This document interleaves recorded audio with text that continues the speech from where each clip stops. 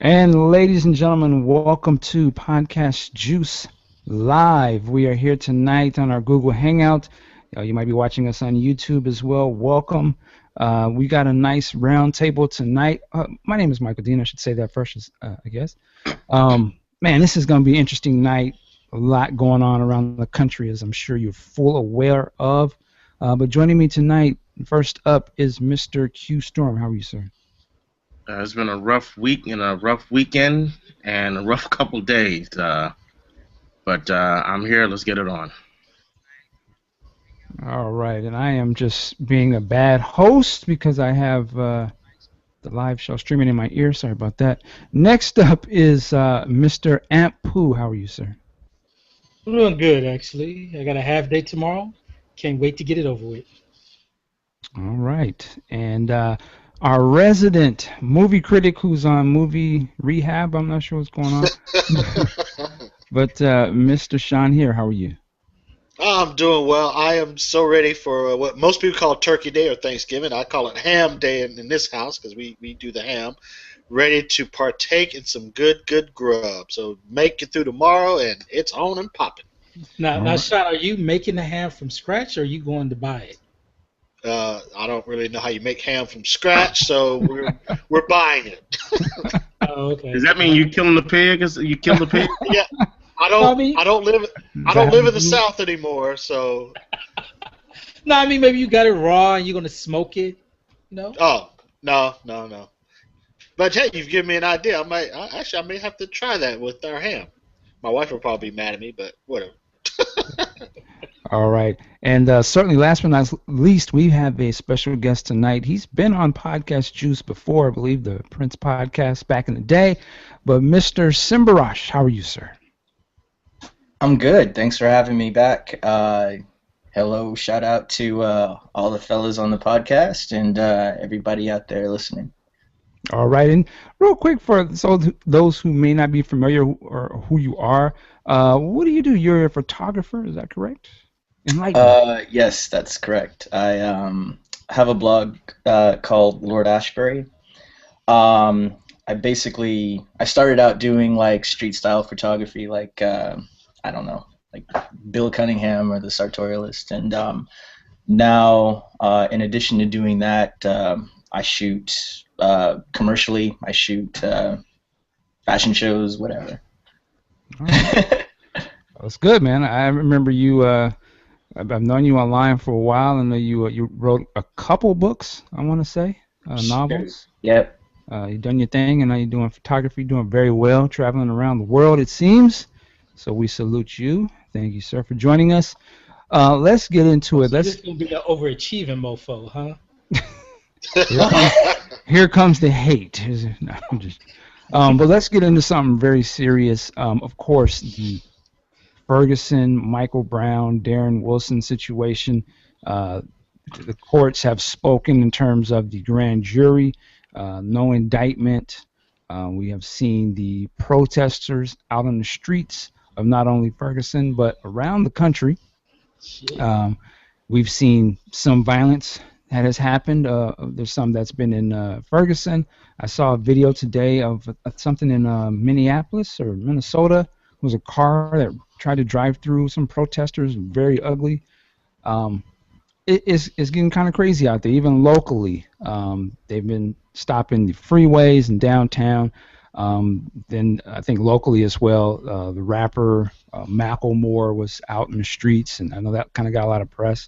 But I wanted to get you guys' thoughts on this situation. I'm going to start with Q Storm first. What do you have to say about any of this part of this whole Ferguson thing? Well, I don't know. I don't think I'm going to say anything that's not unexpected. You know, I sat there and listened to, I guess it was the prosecutor that delivered all of the evidence, and I'm sitting there rationally listening to him, and we could have a lot of conspiracy theories and say that this was all tampered, this was all trumped up. I don't think I'm a naive person, but that's not where I tend to fall immediately. So in listening to it, even though it all seemed very compelling, I still think that it should have gone to trial. I think there should have been an indictment. Having said that, I don't understand what the protesters. I don't understand what destroying your own neighborhoods, what that accomplishes. And that's where we are now. We saw this before in August? Not August, earlier this year. And I just don't understand what that accomplishes. What does that say to the nation that people are burning down their own stores, their own businesses in protest? I don't know how that helps the young man who was killed. So, I mean, we can chop it up more, but those are my immediate thoughts. It's tragic, obviously, but I think that the response is completely irrational. The response of the people on the street? The response of the protesters. I put this on on a Facebook thread. I put this on a Facebook friends thread, one of many that I've been going in on. I can understand. I don't condone, but I can understand turning over or destroying a police car. I don't understand destroying the businesses, the store shops, the small businesses, the people that are employing people in that community. That I don't understand whatsoever. So that's my take. All right, Sean Hill, what say you? I got a lot to say, but I'm going to try to be brief with it. I got to echo Q. I don't understand why. Yeah, I understand you being mad about the verdict, or it's not really a verdict, but the decision not to indict. But to burn down your own neighborhood, your community, where people work, where people live, now other people are out of a job. Black people, I'm sure, at a Walgreens, I heard, or some other places, I'm sure there are people of color that work in those places. Now, they don't work. So now you got this, they didn't have anything to do with it. They didn't shoot Michael Brown. So why do that? That doesn't make any sense to me. As far as whether or not he should have been indicted, I wasn't there. I don't know what happened. I want to, and I've started reading the grand jury testimony. It's like 5,000 pages. I've probably got to like page 20. So I want to look at that before I make a rash judgment to see, okay, yes, they're wrong, yes, they're right. Like you, I understand the frustration. I understand why they're doing it. I mean, it's almost Rodney King all over again. But at the same time, we got to look at what society looks at us as. They say we're animals. They say we're this. They say we that, and then we go and prove it by looting, by doing that. Now, also, I believe that some of the people that are looting are opportunists, or people that don't even live in Ferguson. So that's another issue that I have. I mean, I really haven't been following it, and I've seen a lot of people on Facebook. I was scrolling through it tonight, where people are defriending other people for what they're saying. I don't believe in that. Everybody has a right to their opinion. They may be wrong. I may disagree with it, but I'm not gonna defriend you on Facebook because of that. So, but that's my well, I mean. But that's my long-winded tirade. So I'll pass the mic over to Aunt Pooh. Go ahead, Aunt. This might be kind of long-winded. I won't get into breaking down the grand jury evidence. As the first thing I saw, just listening to I can't recall his first name, but the district attorney, the lead prosecutor McCullough. It just seems like he didn't want to have anything to do with that case, and the way he spent the portion 20 minutes of that time chastising America, social media, the American journalism media, black community. I mean, this was worse than what Bill Cosby said to Eddie Murphy on that telephone call back in '86. That's how. I'm looking like, damn, this is my fault. It's my fault. All of this is being caused. oh, you shouldn't be listening to outside agitators. That just to me that was just really disgusting. And if people got violent and looted and rioted, which I don't condone, however, if they did do that, I ain't mad at them for that, because that dude was just so, excuse my language, fucking condescending, despite that going on with the proceedings. To me, I don't want to hear about we need to peacefully protest or we need to burn this shit down. You need to organize, because they're not going to pay attention to a bunch of, I'm sorry, niggas wrecking up shit. They're going to pay attention to money and power. And until we get money consolidated to a specific thing or power, which is legislation positions, they ain't going to give a fuck. And I don't know how much racial was in it, but you could just tell that prosecutor gave no fuck about trying to indict Darren Wilson. And that shit pisses me off. All right, Simbarash, what say you? Well, I guess I'm usually the president of unpopular opinion, so I apologize in advance. I guess before I get into the question at hand, because I have to come clean and fess, I did do a little bit of Facebook unfriending today over some discourses, but to be honest, like I think like one of those it's just one of those things where like I don't want, like, it's really easy to sort of draw the comparison of like being friends on Facebook versus like being friends in real life. And for me, like, I did it on like multiple threads today, but like it was really, for me, it was just one of those things where I just kind of had to like step back and take like a little holiday, because I was getting like really, really worked up over things that really shouldn't be affecting my immediate day-to-day the way that they are. Sometimes you can get into like conversations on Facebook and just sort of like lose sight of perspective. Yeah. And it was becoming like a little unhealthy for me. So I just want to put it out there that like I'm not mad at anybody. I still love like everybody, the whole crew. Q, I have like a lot of respect for you. Mike T, obviously I have a lot of respect for you guys. But sometimes you just gotta like step back and like exhale and. All right, we got it. Put stuff back in order. Gotta clean the house. Sure. Regarding the Ferguson business, my perspective on this stuff is a little different. I have African parents. I spent at least half of my childhood, not here, and so when things happen, here and the way that we sort of deal with race, like I sometimes look at it from a slightly different perspective. The first thing that I guess in regards to the people of Ferguson that have been rioting, I'm not gonna lie, like I have a lot of empathy for those people. I think that the question, the easy question that definitely should be asked is like, why would people do this to their own communities, right?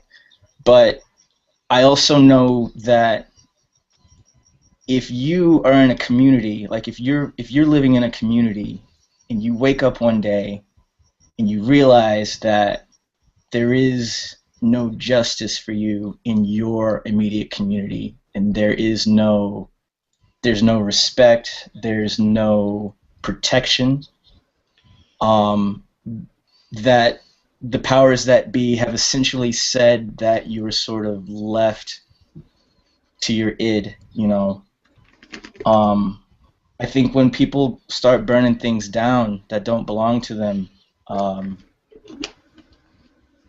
that's a lot of anger that can't really be put anywhere else. I know, like for us, it's kind of easy to sit back and be like, man, like we really need to talk about this. We need to like sit down and meditate, But for the people of Ferguson, for a lot of the people of Ferguson, there are certainly a lot of like opportunities, but then there are also a lot of people who maybe live a couple of miles away from where something like that happened, and the built up tension and anger of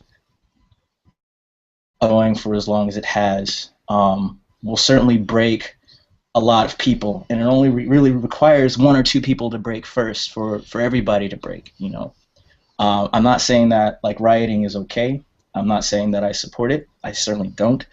But I do think that like we sort of look at it from this objective standpoint of like this is not a humane thing to do. But I think for them, they're like, there's no community. If this whole place burns down and nobody builds it back up, like, why should we care? Like, this isn't home anymore. This is just a bunch of stuff. So that's it. All right. I wanted to also shout out to the people that are watching. Shout out to Danny Boy. That's my guy. He left a comment. He says, the powers that be are showing the protesters that these are not their buildings, their neighborhoods. And he says to Q-Storm. Makes sense of that. And if you want to leave a comment on the YouTube page here. That's the way we can see it. The Google Hangout page, I'm not able to see those comments for some reason right now. Can you repeat that, Mike? We can't see the comments. Certainly. It is the powers that be are showing the protesters that these are not their buildings, their neighborhoods. To Q-Storm. Is he suggesting that the powers that be are burning? I don't understand. I don't either. Maybe he can. Because I have heard that. I've actually gotten into arguments with people who are suggesting that the police are going out there setting the fires. So I'm trying to determine if this person is saying the same thing. I think what I'm just going to interpret what I think they're saying is that those buildings don't belong to the quote unquote people of Ferguson. So they can burn them down. But again, my thing is the jobs that are now lost because of those buildings those businesses that have been burned down. I mean, you guys know I was out of work time. That's no joke. Looking for a job, and I don't know what the job market's like in Ferguson, in Missouri, but I gotta think that it's probably bleak. So for those people that have lost those jobs now, what are they going to do? And they didn't have anything to do with Mike Brown's murder or death. Yeah, I mean, listen, and then there's the video of the stepfather. They're running that on Fox. What he said, burn this bitch down, and they were showing that pretty heavy, and trying to condemn him and this sort of thing. For me, I look at that type of stuff as he's in the moment, obviously very emotional. They just lost a child. Who knows what you would say in a situation like that? I would be scared to be in front of a camera. Lord forbid something happened to my child or family member that I was super close to, and you find out that it's not going to go your way, what the situation is. I'd probably be on there talking more crazy, just because I'd be out of my mind. I recall. Go ahead. And I know this is a very extreme case, but I recall in the aftermath of 9/11, there were so many people talking about start blowing those fucking Arabs back to hell, and indiscriminately wanted to drop bombs. So if you're not gonna find anything wrong with that statement being in the moment of massive deaths and casualties, then you need to cut this man some slack. Finding out that his stepson his death is not going to be brought to justice. What can I mention one thing too? There was someone, and I haven't really commented on Facebook about it. I haven't commented on any post or made any post about it. But one of my friends posted, where's the black entertainers? Where's Jay-Z? Where's Beyonce? Where's this person, that person? And Mike has definitely said some things that have made me believe that celebrities, I don't want to say don't care, but at the end of the day, it's about that money. So if they want to they're not getting involved with it because it's going to ultimately probably affect their bottom line. It's possible, but I would always, how I always say to that person that says that, well, where were you? Where are you? Yes. Yes. Why are you worried about what the entertainer's doing? Just because you see them on TV, what are you doing in the community? Well, yeah. I mean, I understand why you say that, but let's be real. An entertainer or a celebrity is going to have a lot more juice than a person down the block getting involved. So, Honestly, well, I don't. It depends on what you mean by juice. They definitely will have a lot of people will be listening to what they say or want to know why they're there. But I think that the power, though, comes with us actually, whether it's out on the street or actually doing something, like a thing Ant mentioned with our money, more so than what. And I have nothing against Jay-Z, but Jay-Z or Beyonce or whatever. I mean, who cares what they're doing? That's the long game. I agree with that's the long game, but you got to get people's eyes on it, and to do that, you got to get someone who has people's attention. So, well, that's the thing. I respect what you're saying. I'm just saying I think like them people out on the street right now, they got everybody's attention. There's no celebrities out there. They got people's attention. And I think that's what it takes. Go ahead. Well, you think people taking them seriously? Doesn't matter if they're taking them serious. There are people out there being serious. The police are taking it serious. The president's taking it serious. He's getting out there speaking to try and stop them people from going out there. They're taking it serious. I don't know what the outcome is, but I think it's more serious than if some entertainer got up there and said, "I'm out here." I mean, that's nothing. That's game. They're trying. If they're trying to, I would assume they would want to win people over to their cause of this injustice.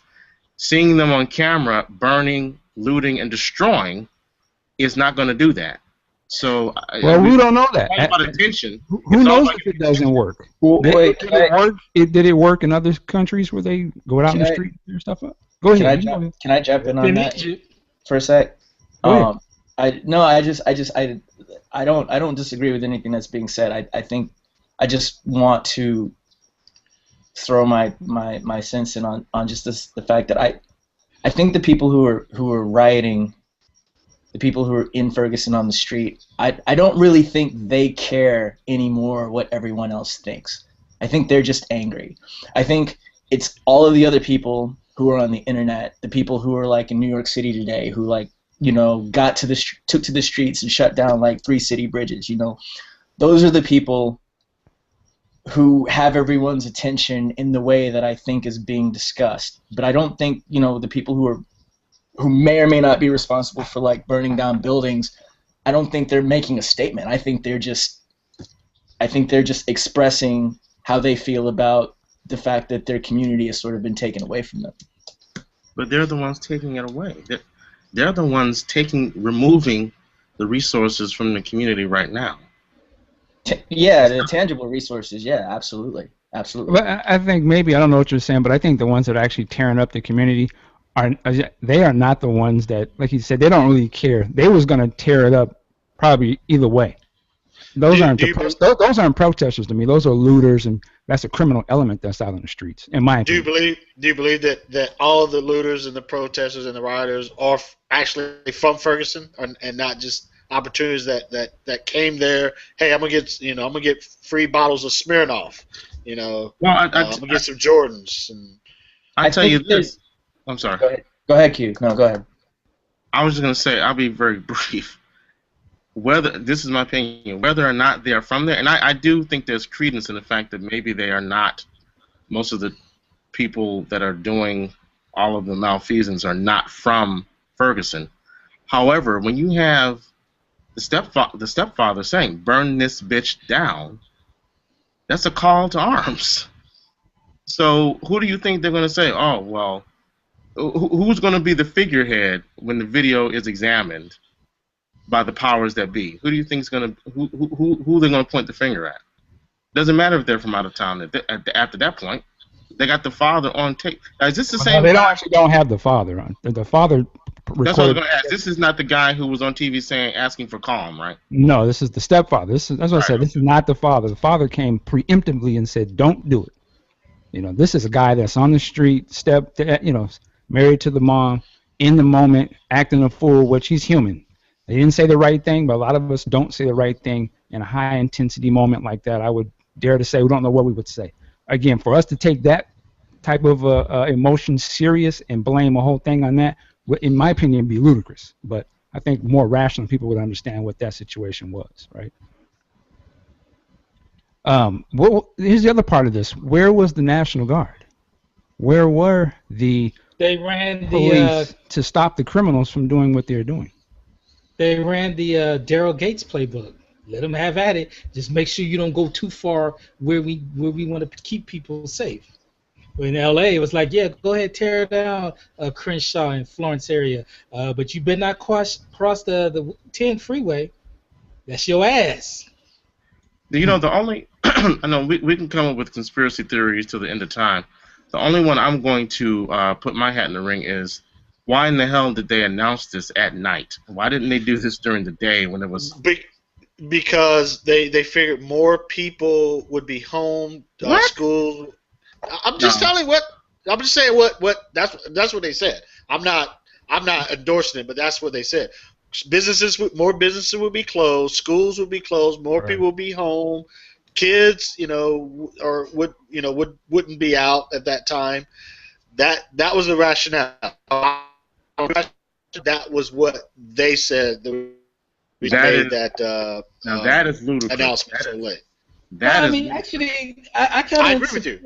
I kind of support that when Sean just mentioned that a lot of the businesses would be closed and the schools would be closed. I mean, that's kind of important. If people were going to pop off, we'd want that to happen where there's less people that could get injured. If there's a riot going down and you're trying to get across town to get to pick up your child from school, yeah. So kind of makes sense. Okay, so here's a question. Maybe I'm naive, because I'm thinking if you have kids out, you have more people out, you have your neighbors out, that might squash a riot because they don't want to harm these people that they live amongst. Well, I was watching the CNN thing, and they were saying that when it first started and it was the peaceful sort of situation, there were a lot of kids out there. But as soon as it got crazy, now is the mad dash to get those children out of there, get those women out of there. So that element that wanted to act a fool, and they didn't care about those kids and all that. And again, being that there really wasn't that, in my opinion, there should have been the National Guard out there in anticipation, so to show those people, hey, you know what, we're ready, so you're not going to act too crazy. And I don't have a problem with the timing, but I have a problem with the whole thing. So the timing, but where was the police presence? Why didn't they just have the police or the National Guard line up in front of those shops so that you say, you know what, they're not going to burn these places down. Let them run down this street, keep them in this area. But there would seem to be no order. It's just like, let them act the fool. Well, because you know why? I don't know if this is true. I'm just speculating. I know I saw a lot of people complaining about such a large police presence kind of inciting people or stirring up the pot, getting people to say, why y'all treating us like animals? Why y'all coming in with full force? Why are you all presenting this show of force when we're not doing anything? We're just peacefully protesting. I'm not saying that's an excuse, but I think those people, the law, they and I'm not siding with them when I say this. It's going to sound like I am, but I'm not. If they hadn't had enough people, if they didn't have enough people there, which they didn't, they would get criticized. If they had a whole massive force there, they would have gotten criticized. So. Well, I think the part you're forgetting, which I think is important, is they had been there, those businesses would still be here, right? People's livelihoods would still be intact. I'm not disagreeing with you. So I think that there should be leaders in charge of these police departments that aren't falling suckers to, I think they're going to talk about me. Do the job that we have empowered you to do. And big boys can sit there and take the heat and say, listen, we did what we did. You're going to have to deal with it because we're in charge. We're authority figures. Again, it would stop the criminal element from running ham in these neighborhoods, at least show that you do care, that we're not going to let you burn down all these businesses, that you care about the business people. So that's my only problem with this. Like, they just need to have the police there as they said they were, which is what we're paying them taxes to do. Well, at least I don't pay taxes there, but go ahead. Weren't they? Didn't they call like make a call to order the National Guard like a week before this indictment? Like a week ago, Exactly. Yeah. they Oh, made, that's true. Yeah, I heard that too. Yeah, and for whatever reason, the governor did not, pull the trigger and say, okay, have him out there. Now, of course, he's on the news. They're coming out today saying, yeah, tonight, the second night, we're not going to let that happen. But damage is done, man. It's just kind of always a little too late. Go ahead. Hey, well, can I piggyback on that for a second? Like, Yeah, go ahead. so here's my question. So we're sort of all in agreement. So I'm assuming we're all in agreement about the serious ball that's been dropped on the side of authority in light of this like non-indictment call, right? But I guess I'm still going back to the people who actually live in Ferguson, like whether they're rioting or not. What's the message that they're supposed to be digesting? You know what I mean? Yeah, people are out in the streets and they're rioting because maybe the governor allowed this to happen.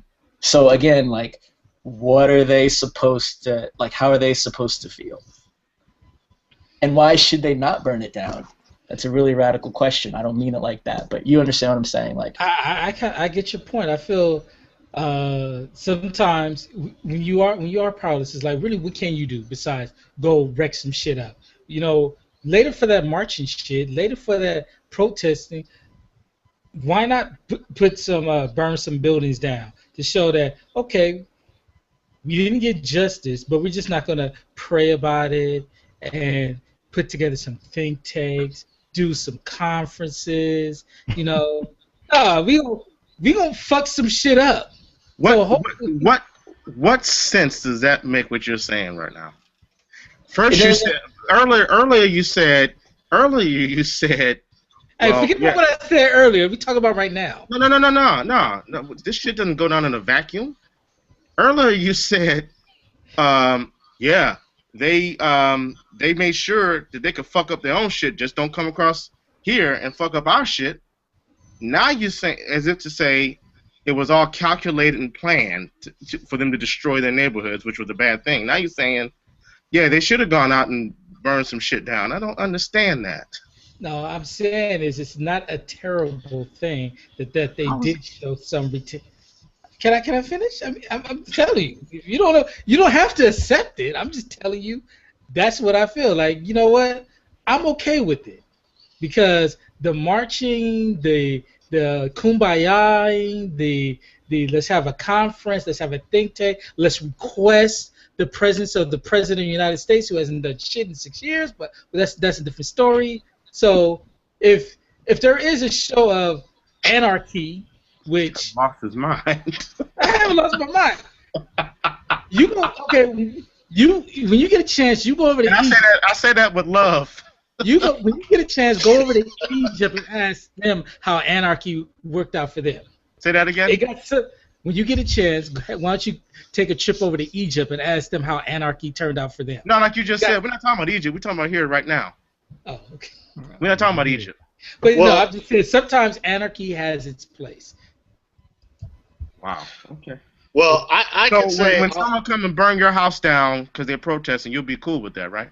I don't own this shit. Oh, naggers. There you go. Go ahead, Sean. I can say I haven't made up my mind yet. Like I said, I want to read the grand jury. I want to read it for myself. I don't want to disseminate it. I don't want someone telling me this is what it says. It's available. I want to read it for myself and see what it says, and then I'll make my own mind up. I'm the wait and see guy, and so I'm even it comes to pass in this as well. I'm gonna try to. I'm gonna try to read all 5,000 pages of it, no matter how long it takes me.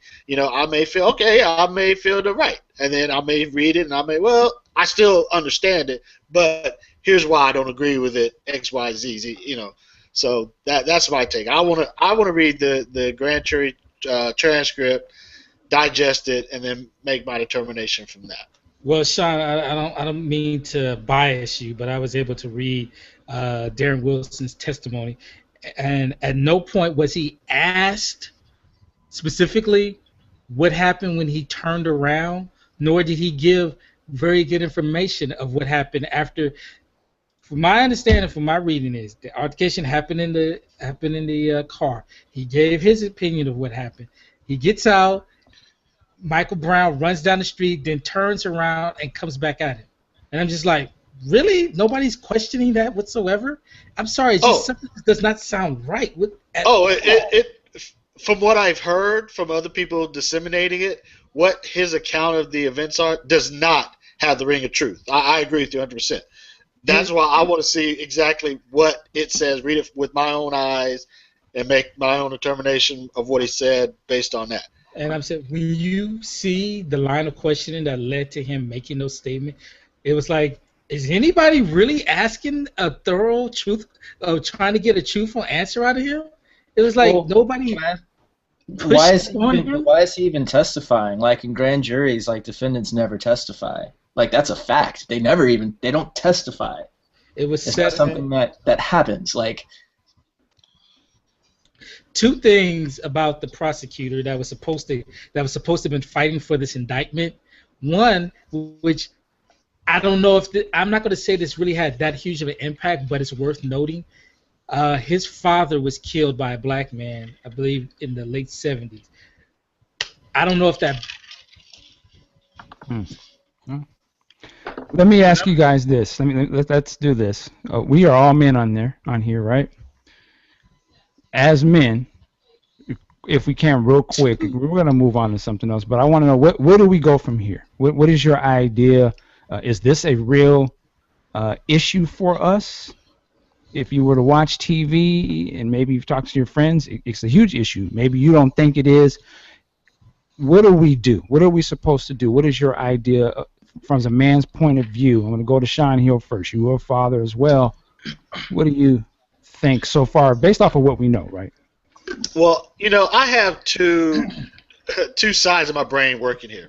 You remember Boys in the Hood when Trey comes home after Ricky's killed, and they go out to try to find the killers, and he says, "You bad." Furious says, "You bad now." A gun doesn't make you a man. Blah blah blah. I feel sorry for the parents, but you my son, you my problem. For me, and I've always said this, I care more about what happens in my house than what happens outside my house. Now, having said that, I know that this is an issue that at least my daughter, I hope, would never have to face. But still, as a parent, as a black man, I know that if I'm pulled over, if I make the wrong move, I can get popped. So I've got to always have that. And I'm not a thug, I'm not a thief, I'm not a criminal, I've never been in trouble with the law, da da da da. But if I look the wrong way, or if I move too quickly, that could be it. So it's kind of like I want to say I don't care. I care, but I can't live my life always thinking about that at the same time. I know it probably doesn't make sense what I just said, but I just really believe that, yes, we should be up to date on the social issues. I mean, this is a tragedy, but again, I guess I just haven't really made up my mind because I don't know enough. I haven't read it. I don't know what the quote unquote truth is at this point. So, all right, Q Storm, lead us to the promised land. Okay, what I'm about to say in no way means that I condone or I think that Michael Brown should have been shot dead 12 times or shot 12 times dead. That was Tupac. That was 12 times. But you ask, what can I do? What can we do as black men? I can tell you what I'm going to do. I am going to realize that racism will not be eradicated in my lifetime and my son's lifetime, probably not in his children's lifetime, okay? So I've always been a firm believer of, if I can't change external forces, then I have to adapt or change to those external forces. So as a black man, I am going to make sure, and let me repeat this again, what I'm about to say does not condone the officer's action. I do not defend the officer. I think it should have been brought up on charges. However, what I'm going to do is make sure that my son is never in a position where he thinks he can walk into a store and manhandle the store owner and steal from the store, and then walk down the street in the middle of the street, drawing attention to himself after having committed a robbery, and then possibly grab at a cop's gun. So what I'm saying is that I think that we as black men, and we've heard that parents have, black parents specifically, we've heard, I haven't done this, or it wasn't done with me, but that we have the talk with our black male children. We have the talk. Okay, I never had the talk. I don't know why that is. Maybe because, my parents knew they weren't going to look on Facebook and see me throwing up gang signs and have my pants hanging down and so on and so forth. Again, I'm going to go there, and again, let me repeat this for the third time. I am not condoning what happened to Michael Brown. But I do think there are certain situations that we can teach our children that, like what did Rock say, the hunt is on and you're the prey? Well, we can teach our children that we can outrun some of this hunt, okay? Some of this we can outrun if we comport ourselves, if we look at ourselves and say, they're after us, I'm not going to give them any fucking ammunition. That's all I have to say. All right, and before we go on, again, I always want to acknowledge the listeners. Something going on funny with the comments, but I'm eventually seeing them. Ken Cole, shout out to Ken. He puts this up. He says, Mr. Dean, if the police had shown force to protect against the aggressive protesters, aren't they creating the same scenario that is being protested? Target force against the people of Ferguson. They can't win, in my humble opinion. He also says, my question is, since when do we live in a society where this type of behavior is justifiable under any circumstance? Is it in any way creating a much needed positive change? That's a good question. Well, is he talking about the behavior of the police or of the protesters? The protesters? It doesn't say.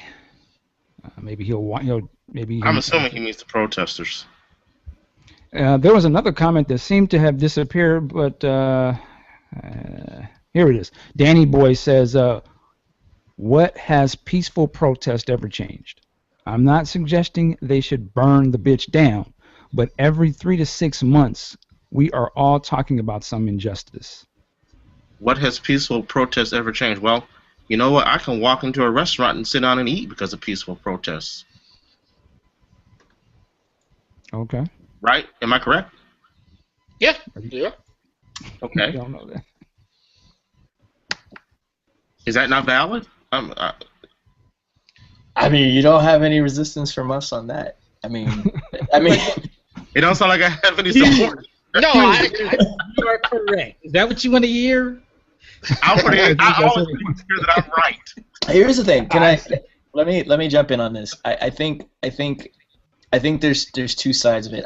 I mean, obviously, and historically in this country with the civil rights movement, I mean, much of it was peaceful on the side of the black community. And even in that, like, I know that there have been changes that occur, like on school campuses, for instance, when students do peaceful protests. So it does happen.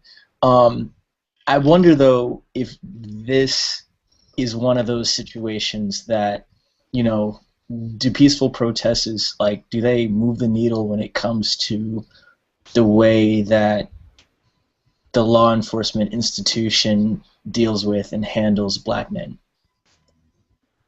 I mean, peaceful protests aren't going to stop police officers from being threatened, feeling threatened around black men, right? So, okay, I'm sorry. It's kind of a valid question. I do agree with I guess the panel on that, but I just sort of wanted to throw that out there. Okay, I made 4 points. Q, you are somewhat correct about the peaceful protest, that it has worked. I say it's only worked maybe 2 times. The civil rights movement and the movement and Gandhi's movement, which was supposed to be modeled, that MLK modeled after it. However, anytime any change has occurred within a nation, it was through violence. You look at the American Revolution. We put our foots. Well, they put their foots in the British's ass. Look at the French Revolution. They chopped their motherfucking heads off. You look at Russia. They stormed the castle and killed all them motherfuckers. So I'm saying violence has its place. You look at Iran. They got control of their oil by what? Getting was it Shah? Yeah, the Shah out of that place. So yeah, violence does have its place, and violence does get shit done. This country is proof that violence gets shit done. Yeah, and I'm sorry. Go continue. I'm sorry. So, but however, to that point, I think as a community, we need to change some certain things. One, economic power base. It's not spending our money on bullshit or showing that no matter what the fuck happens, we'll still put money in your pockets. And two, we need to stop glamorizing and glorifying thug culture. Unfortunately, it is what it is.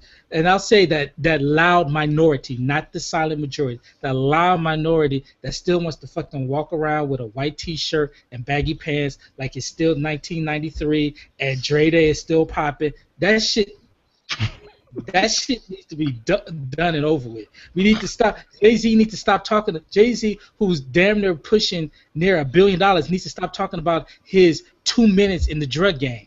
Fuck that. You're a billionaire married to the hottest chick in the music industry, but you're still glamorizing your drug game that you've been out of the drug game longer than you've been in that motherfucker. But it's that shit like that.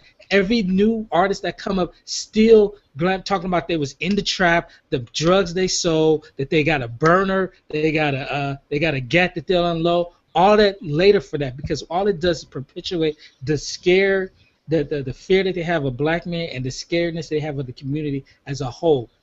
Sorry, Cosby said some good shit, and it's time we heed to it. All right. Listen, my whole thing, I never said my point. My point of this whole thing and my thought on this is I don't know what happened between Michael Brown and the officer. I just have the hearsay that is in the media. I haven't read the transcripts yet. I don't have any evidence. Only thing that I can pour my heart out is I feel sorry for their family. I feel sorry for the mother and the father because I can identify with, I would imagine how I felt on it. I don't know. Only thing I can say is this. I agree with Q. You're going to have to do certain things in your family to protect them and prepare them for what's outside your front door. Is that going to stop the Zimmermans from shooting you? Probably not, right? Because he may just be scared of you. But at least you are aware of how society works, and you can do certain things to dodge and dip and work. Does that actually changing it, or is that you adapting to a fucked up system? That's kind of you adapting to a system that you're not really trying to change, and that could be a problem too, because then when do you stop? I mean, how many other bodies is it going to take before we somehow come up with a plan to change the situation? But I think for right now, as divided as we may be as a people, that might be the only thing that I can think of personally to do is I got to guide my son in the proper way. I got to guide myself in the proper way. I don't know who to go to aside from these brothers that are on the panel to be able to say, you know what, let's form some sort of unity, let's do this, and let's build our money or whatever. But in terms of the totality of the community, I don't know what the answer is. I ain't got the answer, Sway. Some people will say hit the streets and burn this bitch down. I am not going to say I don't understand that statement. It may go against what I feel is proper, but this is might not be a proper situation. If it was my child that got killed, I would probably be saying the same thing. But again, I would be out of my mind. So I don't know, man. It's a tough thing. Again, we've had countless people that have been shot by the police. That is still an issue. Like wasn't there like a 12-year-old boy who was recently shot or something I heard about? Cleveland? Yeah, toy and gun or something. Yeah. I don't know the whole circumstances, so I'm not. Tamir or something in Cleveland, right? Yeah, all I can do is say, you know what? I feel for his family. Like that's crazy. The brother that was in the Walmart with the fake gun or something like that. Standing there talking on the phone, doing nothing. Yeah, And the indictment, they're not going to indict those police officers either. That just came out. I mean, so there's a lot of these situations. I don't know if they were all baggy pants or whatever. I just knew they were all black men for whatever ages, and they dead. Like, they can't have all been thugs, but then again, I don't know. Maybe they are, but is that an excuse to kill them? That's another No. issue as well. No. I think that the 13-year-old was especially kind of crazy because I believe that the 911 caller who called that in basically said that the kid had a toy gun and that he was scaring like the residents with a toy gun. Is basically what he said. You know. Yeah, well, that's why I say it can go both ways. Again, I don't want to see kids get killed. We have to tell kids, you know what? You can't be scaring people because, like he said, the hunt is on, and you're just baiting the beast. And if you're going to keep baiting the beast, unless we have, the authorities on our side to come back and fight back, we're going to always have to bow down and act right because they'll kill us. Be smart. What pisses me off is that they want to tell us, well, what you doing with a gun, or why don't you behave to the police officer? What you doing fighting a police officer? And then you see video after video. I just posted one, the white man in the burger joint that just squared up and started beating the shit out of cops. They up there, come hold him down, hold him down, getting the taser, chasing after him. At no point did they pull a gun on that. There's the guy down in San Diego who was pointing a loaded gun at people. They tried to talk to him. Come on, you don't want to end it this way. Come on, Bobby. No. Turn yourself in. And then they were like, okay, take the shot. Leave my adopted city alone. There was some drunk asshole in Detroit that just stood on the corner with a shotgun. They came over and sat down with him like, what's the problem? Like, are you fucking kidding me? What are you going through right now? Do you want to talk? Just real quick, Ken Cole says that he was talking about the protesters on that last statement. And also he says amen to Aunt Pooh, for whatever you must have said. Can I ask? Go ahead. Quick, I know we want to move on. Have any of the people on the panel had a run-in that was unjustified by the law? Man, I had a bad, nothing physical, but one time I was pulled over. I was driving my brother's car. It had a bad muffler and it was smoking. So it was me, my homeboy, and we had these two girls. We were trying to get back to my mom's house because we was gonna smash it. Maybe that's another story. Anyway, so the police pull us over. Oh Lord! The police. I'm not surprised he's the one answering this question. Anyway, the police pull us over. Get us out of the car. Search us. They call for female backup. Search the girls. Search the car. Search the trunk. We sitting there like, what the hell is going on? Mind you, we looking like a bunch of bitches in front of the police with these two girls there. And they tell me, yeah, you need to fix that fucking smoking car of yours. And I'm like, all that for my smog? Come on. Well, I had one situation. I've been searched maybe 4 times. Oh, go ahead. You've been what? I've been in New York about 5 years, and 6 years, and I've been searched 4 times. Almost stop and frisk? Frisked once, and like I got the nice search like 3 times, where they're just kind of like, come over here, But they stopped you for no, I guess the term is probable cause.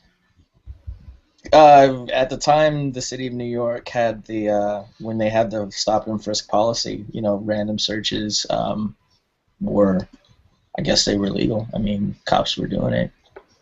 I mean, the church that I go to, it's really funny. We don't have an extremely large black contingent in the congregation, but what church you go to? 100% of us have been searched. Yeah. I've only had one instance where I was driving, and he literally pulled me. I have to say I was pulled over because I was black. Nothing was wrong. I wasn't speeding. I didn't get a ticket. He pulled me over, and I was like, I was mad because I knew my shit was tight. So I was like, why is he pulling me over? And he just came up and just, I check your license. Sure, boom. And then 10 minutes later, he came back. Oh, okay, you can go. 10 minutes? And I was like, what? And I'm not, and I'm not gonna pop off but I was just like, really? This is what they're doing? But I was just like, whatever, man. Do your little corny job. Other than that, the other time that I was pulled over was justified in terms of what he caught me for was justified. But why he pulled me over is because it was 2 o'clock in the morning, and I was the only nigga out on the street, and he was out of his jurisdiction. And as he turned back around to get back in his jurisdiction, he just flashed beep, and I was like, wow, really? But it was all good. I had one. Now this is kind of a funny story though. When I was a teenager, me and two other guys, white guys. I was the only brother. We had it in our infinite wisdom to. One of the boys had a fake ID, so we wanted to buy some beer and stuff. I think we were 15, 16 years old. So my friend goes in the store. They sell it to him, but he didn't know that there was like a sting operation going on. Long story short, the cops pull up while my friend's still at the register buying the beer. So me and my boy, we're in the car, and we're like, crap. So the cops come, they pull us out. They put us in the backseat of the car, and they're questioning my friend who was actually in the store buying it. And so my friend was like, man, we should run. We should just get out of the car. Let's run. And I said, look, there's one cop, there's two of us. Who do you think he's going to chase if we run? I said, you can run if you want to. I'm staying my black ass right here. But I haven't had any, run-ins like that. I don't know what to attribute that to, but I guess I've just never had it. That was really my only experience, and it's kind of a humorous one, at least to me. So. All right. Well, we're gonna keep praying for Ferguson and pray for everybody, and most for definitely. those who got to hit the street and do what you do. As long as you know what you're getting yourself into, it's your world. All right. You know what time it is, fellas? I think was it Thursday nights? Whoa. Lord Jesus. Sorry about that. You didn't hear that. It is Thursday night, I think 8 o'clock, and it would be going, it is the Cosby Show. We ready for the Cosby Show. I'm looking at Simbarash. You know what though? Cosby he probably had a great day. Day off my ass. Thank God. No, that's not true. That's not true. I gave him a little reprieve because I mean, like. No. There was another story that came out today. Well, yeah, the stories keep coming, but I mean, they still want to talk about, they're going hard on this. But we, it's the Cosby Show, and it's a different world. So, I had this story of. It looks like now there's a story on Fox News where they're talking about now some of the media people are starting to come forward and say, you know what, we've botched this story over the last 20 years. We admit it. Some of them are starting to admit that maybe we weren't really trying to cover the story. I don't have the name of the brother in front of me, but he came out with a recent biography. Mark Whitaker. And now he's talking about, well, maybe I should have covered some of this situation. There is another story about, is it the National Enquirer? Where they were going to do a story on his daughter, I think, or something. And they're alleging, again, this is all alleged, that Bill Cosby actually said, listen, they were going to do a story on Bill and these sex things. But Bill came and said, well, I'm going to give you a story about my drugged out daughter. Run that one. And don't run this. So it's alleged, but this is what they're saying had happened, how they got that story, and how they got him to quote on the story. So this stuff is all over the place. It's just more mess. But I really wanted to have an opportunity, take the opportunity. I think we did a great show. This is what we do. Check it out, PodcastJuice.net. And we were all getting into some stuff. Simbarash Q-Storm. It was a little questions on some of the things that were said in the show. So this is a great opportunity so we can sort of address some of these things, and we're going to continue the conversation. But Simbarash, you listened to the show. What were your thoughts, and what are your thoughts on this Cosby situation? Damn it. Um, I guess like Q and like everyone else, like I have a lot of thoughts. In all super duper seriousness, um, the Cosby thing kind of hit me from a different kind of angle because like I was a victim of sexual assault when I was a kid, and like when it happened to me, it happened like in the 80s, and it happened at a time when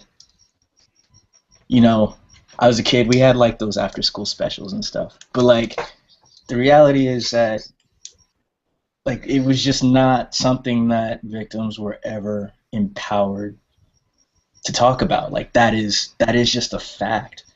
And I think and I think maybe Q understood like what I was trying to say. Like my issue on this dialogue isn't really so much of whether or not Cosby's guilty, although I say he is, right? The thing that weighs the most with me in this whole situation is the fact that if you really read those stories of like the timeline of how everything sort of happened, like it's very obvious that whether or not this like these allegations were true, it's very obvious that nobody took any of the women seriously. And in regards to the podcast that you guys recently had, the only thing that I was really sort of getting worked up about was just the fact that there was this incorrect thing that kept sort of being thrown about, that's been thrown about a lot, that like none of the women like came forward when the alleged incidents happened, when in fact the original Jane Doe, I believe it was Andrea Constant, she went to the authorities maybe like 3 or 4 days after that alleged incident happened back in 92, 93. And the way that it's sort of been reported in the media, and it's something that I sort of took to mean that people were still sort of coddling Cosby the wrong way, was that this alleged incident happened and it took her a year to bring forth charges. The thing that took a year was the civil lawsuit. But within a week of the actual alleged incidents happening, like that case was sitting on the DA's table. And for whatever reason, he decided not to press forward with charges. He's already been on the record. He's given like a few different interviews about why he didn't do it and how he may or may not feel guilty about that fact. But I can't handle the sort of dialogue of sort of breaking down all 13 of the women's credibility when really, just like with the same sort of respect that's afforded Bill Cosby, there's no reason, like there has been no dirt like sort of dug up on these women. Like there's nothing that exists out in the internet sphere or in the news sphere to suggest that any of the women had ulterior motives, or that they're crazy, or that they're power hungry. And the last thing that I'll say on that, just to sort of ride that point, is the first woman who went to the authorities in the early 90s, had a pretty high-ranking job with the Temple University, right? I believe it was. So I mean, it's not like they're not just like. I guess there were some wannabe actresses, but there were also women who were like professional career women. And I just kind of wanted there to be a little bit more seriousness given to their side of it before sort of opinions were drawn, even though I'd sort of drawn mine, so that kind of makes me a hypocrite, but that's all. Well, I'll say this. Hang on. I'll say this real quick. I'm always if you listen to the show regularly, you know I'm always the wait and see guy. I'm always, let's see how it plays out. See how it pans out. I don't know I don't know what happened. I'm also of the belief that I don't want to believe because of just how much, Cosby has meant to me in entertainment and whatnot. So it's one of those things that, and maybe that's true for a lot of people, that they just don't want to believe it. It could possibly be true. My only thing is that it just seems that there's so many women that are coming out now that you would think, okay, well, why are you coming out now? Yes, if you came out back then, if you were so adamant of what had happened, no amount of money would make you want to turn away from justice, I think. So, I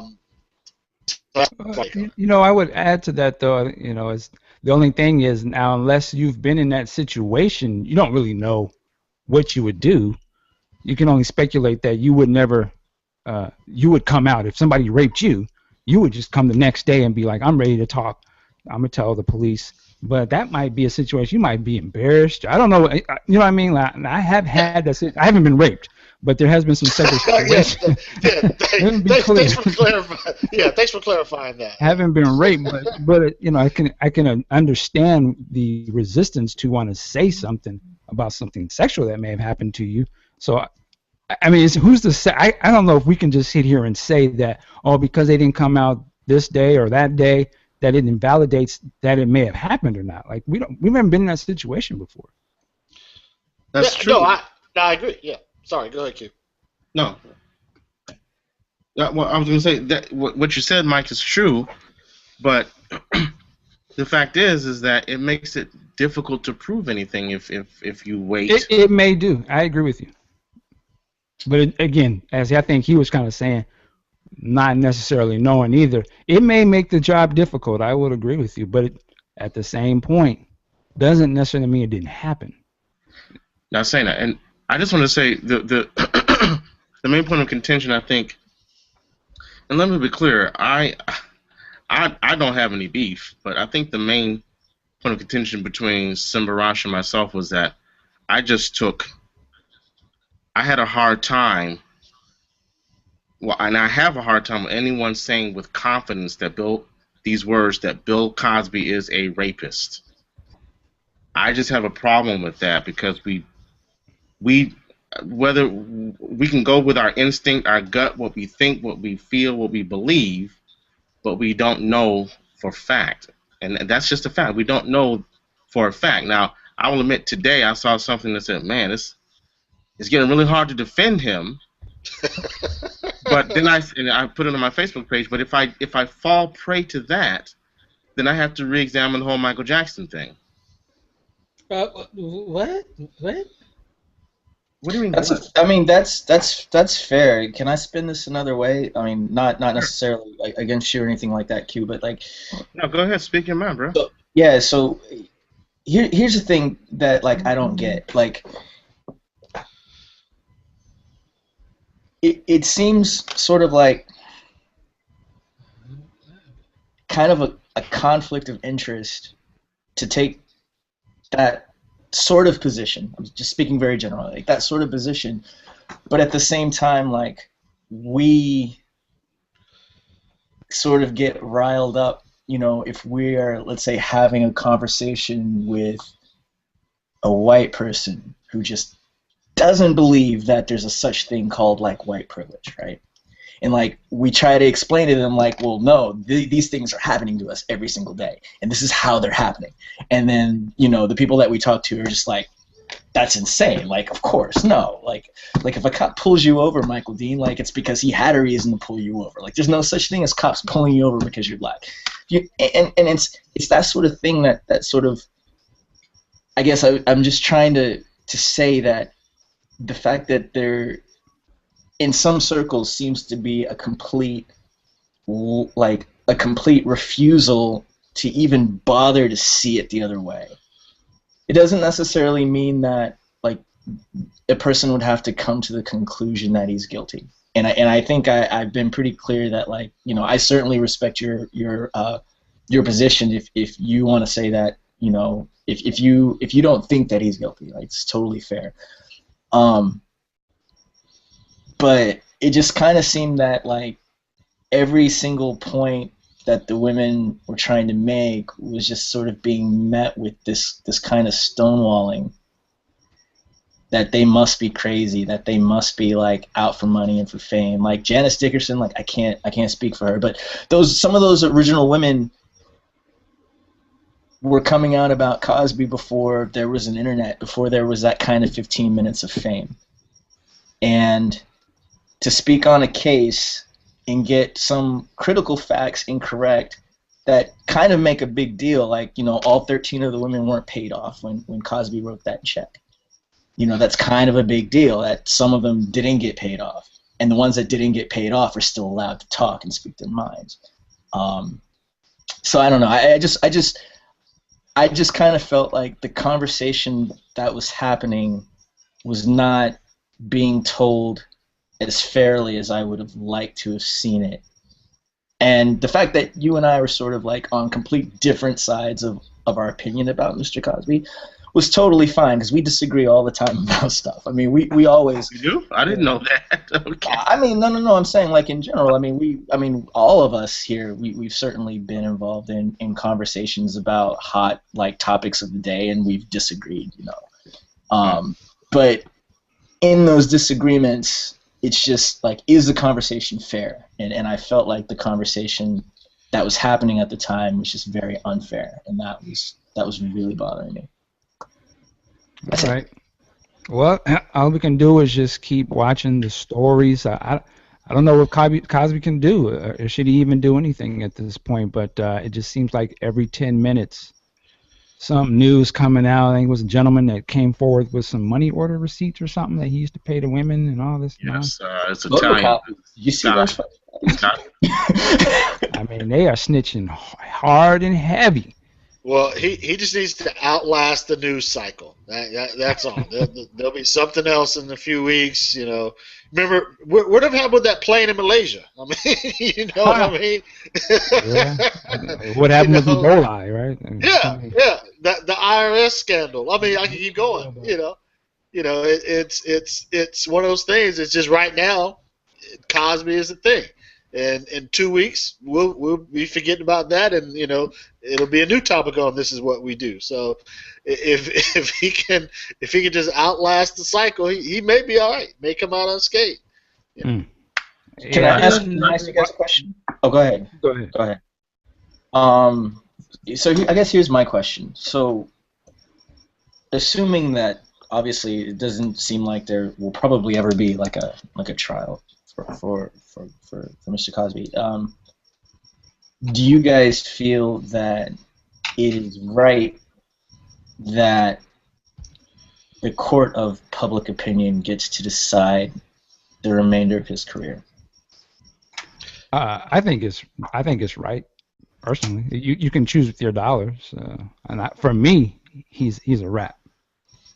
That's my opinion. But is the public opinion really dictating it, or is it the corporations that are dictating it? Netflix, NBC. I mean, because he's still selling out shows, apparently, right? So they canceled a lot of those shows too. Yeah, but that's not the public's not canceling those shows. Again, that's the corporations that are selling those shows. I know if Cosby came to San Diego, and if I was I'd buy a ticket to go. I mean, that's just me. But you know, I'm not a corporation. I'm an individual. You know, I think, you know, again, Netflix for pulling the show, and TV Land for pulling the reruns. They're making a decision for the public. So the public, I don't think, really has a say other than ticket sales at the box office, you know, for his the public has a say. I think the whole internet and the social media and all the madness you see on there, that's the public doing that. That's not the corporations. And I think they're looking at that and they kind of say, well, we can take a calculated risk on what we think our brand assessment would be based off of what we are seeing from the data. We got to make a move. But I think it's the people that's going in or not going in. You know, it's just a hotly debated topic, both sides, online and social media. which I think is what these companies make decisions based off of. Yeah, I would hate to think that they're making their decisions, bottom line, money decisions based on memes. I mean, Well, I mean, it's some a of them, factor. It's a factor. I mean, some of them are funny. I mean, I think they're wrong. The Raven Simone one. I mean, I laughed when I saw that one, but I was like, I'm wrong for laughing at that because it's not funny, but it is funny. So, I think at the end of the day, it is all about a dollar. We always say it. It's a business. We're not too far gone to see that yet. So, What yeah. do you think, Ant? And I don't think that there's any career for Bill Cosby. He's definitely in the wrong era where it's about feminism as well as promotion of LGBTQ community. So him running afoul of women with these allegations, then he'll never be able to come back from this. And I don't know if he did it. I can't say. At one point, I gave a guilty verdict to Michael Jackson, and we were wrong on that. Those kids recanted their allegations. So, did he do sexual assault? He might have. He probably did inappropriately touch these women. Did he drug and rape them? I can't say he did. Well, I mean, in fairness, the women who were drugged don't even know if he did. So. How's that in fairness? Well, no, because I mean, because they didn't in those testimonies. I believe I could be wrong, but I believe in those testimonies, like those stories were sort of the same, that they were drugged, they blacked out, they woke up, there was a taxi outside. You know what I mean? I mean, so you saying he was doing it, Derek Jeter? One of those things that surely like points to sexual assault, but. I mean, I'm only saying in fairness to back up what you're saying, which is, I guess, the whole thing that I've been trying to say the whole time is just that like I really appreciate when the conversation is rooted in like whatever the facts are that we have based on. So that, I mean, that's a factual thing that you just said. I was just sort of. Oh, thank you, sir. Can I say something here? Go ahead. Here's my main problem with the whole thing. Let me just say. If Bill Cosby is guilty, which I guess we'll never know, he should be strung up. I mean, these would be horrible, horrible crimes. Okay? But I guess the problem I have is I always tend to think of myself or other people in a certain situation. I just don't think it's right that a comedian can make a joke and it ignites a firestorm, and we're relitigating something in social media that happened as far as 20 years ago, and it can lead to. Now, again, I'm basing this on we don't know for 100% certain, but the fact that social media and one comedian's joke, which wasn't even that funny, can lead to a man being hated by the entire country, I think there's something that we need to examine with that. I mean, I don't know if anyone agrees with me, but I find that problematic. Well, it's the age that we live in. I mean, I personally don't hate Mr. Cosby. I'll be honest with you. Come Thursday, I will be watching my Cosby Thanksgiving episode as I do every year. Maybe once, if there is unrefutable evidence that he's guilty, that practice might change. But for now, I'm gonna roll with it. I'll let you finish. I'm just saying, you know what? I agree. This is the time that we're in. It happened to Donald Sterling when there's a little piece of something that gets out, and it goes viral. This is what we wanted. We wanted to have the internet. We wanted to have the cell phones. We wanted to have access to everything. With that comes a price. And unfortunately, if it's a little dirt and it go viral on you, it could go wrong for you. And it ain't gonna never go back from that. I don't think. This is how things are. I don't think it's fair, but this is this is the technological world we live in, man. Here's a question to get a little sidetracked, but Tommy Sotomayor, he brought this point up that how do we feel that it's a black man that's put out these allegations and that they're accrediting everything, because every story you see is like these allegations came up again when Hannibal Buress made these allegations, and they just keep saying Hannibal Buress, pretty much putting all the onus on this black comedian. Does anybody feel, I guess, some type of way about that? That's the narrative that the media is pushing out there? It's I don't know if I would say that it's unfair. I mean, given the fact that People magazine ran like a full story on it back in 2006. But like Mike said, I think it happened when somebody just was pointing a cell phone camera at him, and that's all it took. Like viral things spring out of like the weirdest, most random places sometimes, and that's probably a stand-up act that, I mean, I don't know this, but I mean, I would imagine that Hannibal Buress, if he was on tour or something, he probably told that same joke like a few other times, and just so happened. You know what? That was an open night, Mike, that he went up there, and he had been working on that joke, so I don't think he assumed anyone was necessarily filming that, but it happens. But again, the same way I'm not going to complain when viral stuff online puts more attention on Ferguson when initially the media wasn't trying to cover that. So it goes both ways. I'm glad it's here, personally. Sometimes people could get burned if they're caught up in foolishness, which I think, I'm not saying he's rapist. He was in foolishness, though. His foolishness is getting put on blast. They're snitching on him. And there's media, there's social media, so you got caught, homie. That ain't got nothing to do with the way the game works. That's because you were in foolishness. But at the same point, as Ferguson, when that started, originally none of them news channels were trying to carry it like they was until the cats online was live streaming it, and they kept bringing attention to it, and it went viral. So for me, hey, this is where we're at. Clean your household up, because you will get put on blast if it can happen, and that's Mr. Cosby's fault. That ain't the game's fault.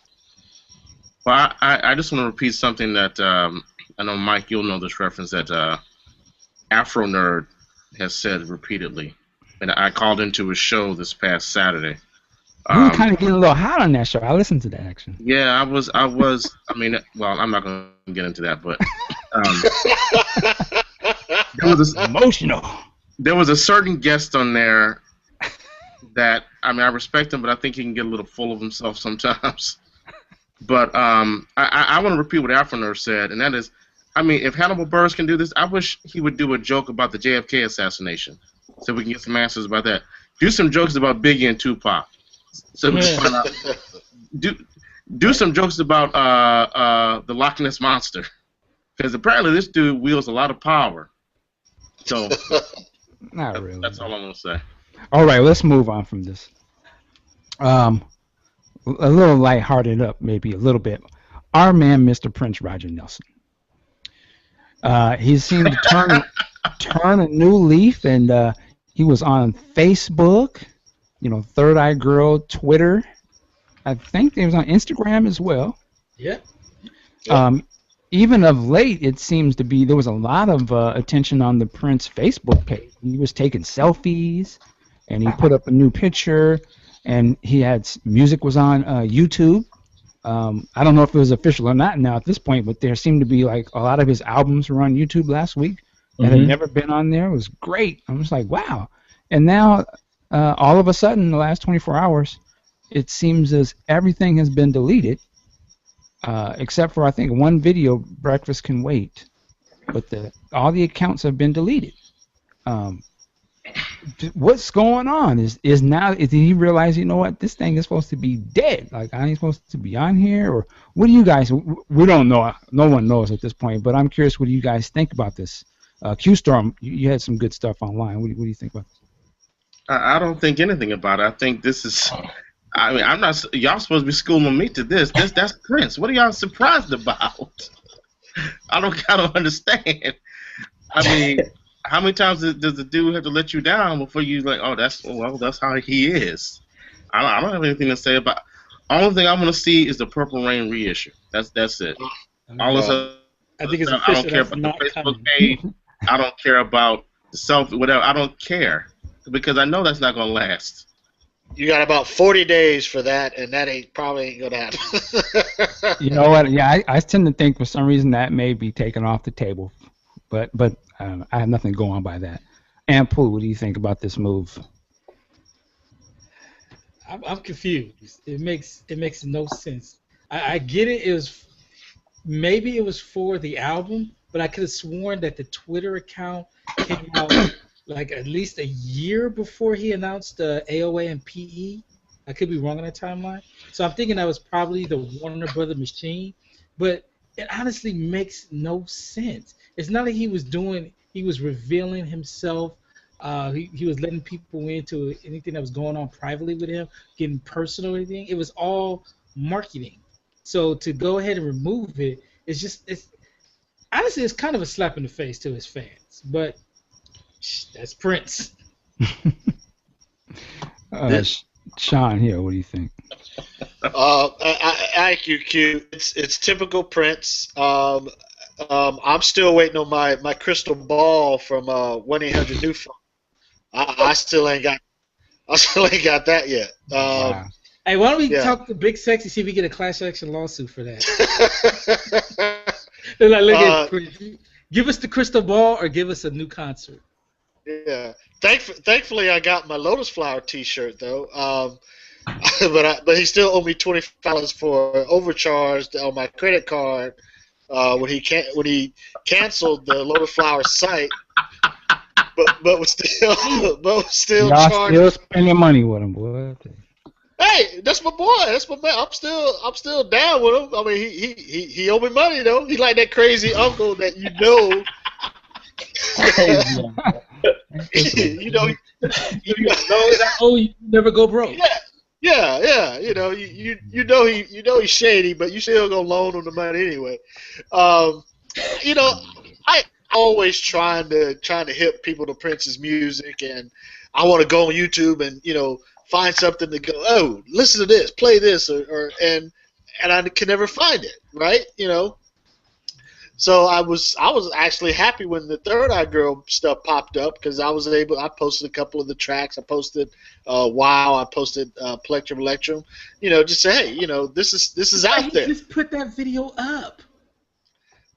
Again, we talking about Prince. I don't know. There must be a bigger pot of gold at the end of the rainbow.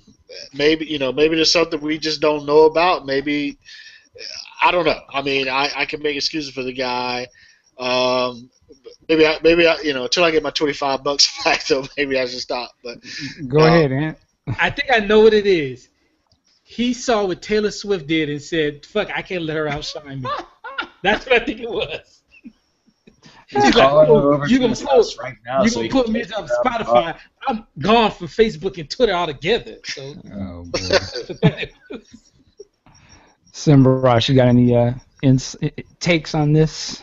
Yeah, my immediate reaction was just that, like all things, like Prince probably just got bored. He was playing with the toy for like 2 weeks, and he was like, "What else you got?" And just took everything off. But here's a more serious question that I'll pose to the rest of you guys.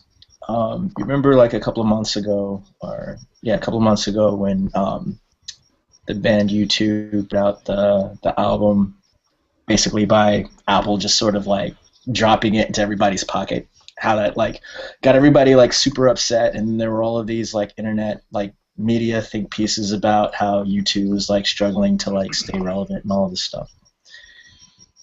Part of me wonders if Prince is in a similar place. I mean, obviously he's at sort of an advanced age and he can still kill it live, and he's proven at least this year that he can still put out worthy albums. But do you ever wonder if maybe he's just so anti-technology on one hand, but on another hand just really trying to find ways to remain relevant with his fans and is just not seeing how that only marriage that's possible is possible for him? Does that make sense what I'm saying?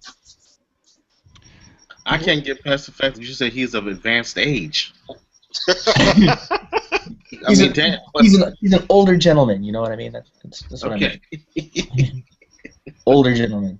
Well, I do agree that, I think to me Prince is kind of old school, and I can imagine he probably sees all of this as so unnecessary and like, why do you need to? Why I'm not gonna have this kind of encounter? Why I gotta do this?